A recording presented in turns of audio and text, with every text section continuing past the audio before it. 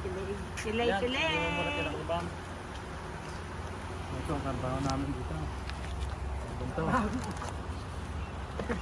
Trabaho sa Alaska. Masikip yan. Isasangkalan mo naman yung maliit. Hindi. Ito, mahaba ito.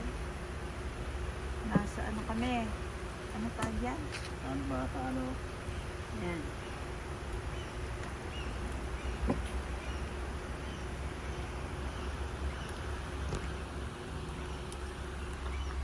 Nag-aabang na yung mga ibon. Gusto nila yan eh.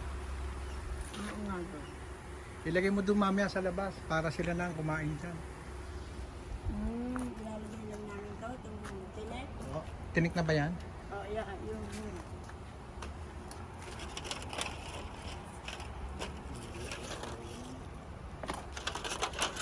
Ay, hindi ganyan. Parang nakawag. Sisirain mo. Hindi na kaya nga eh. Ito na Ano lang. ka matututo kung hindi ka mag-aaral? Ay, sira. Siyempre.